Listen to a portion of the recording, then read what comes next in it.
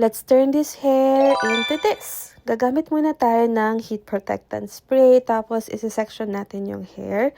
Gagamit ako ng mousse. First time kong gumamit nito and honestly, pwede mo na siyang skip. So, ayan, yung gamit ko is yung Hodek na hair blower tool. Hindi ko alam anong tawag, ililink ko na lang. Tapos ikot mo siya sa hair mo para makagawa ka ng C-curl. Tapos ulit-ulit lang bawat section. Tapos kunin mo yung lahat ng section na yon na sinicurl mo.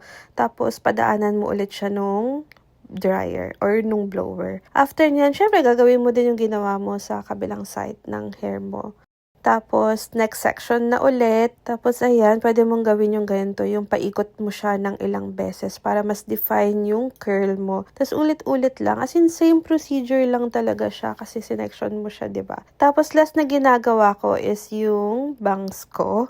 Kasi, medyo matagal ko siyang ginagawa kasi ganyan, no? Palabas yung pag-curl ko sa kanya, tas medyo matagal. Para mas define or mas may volume siya. And then, voila, we're done. Ganito ko lang ginagawa yung hair ko.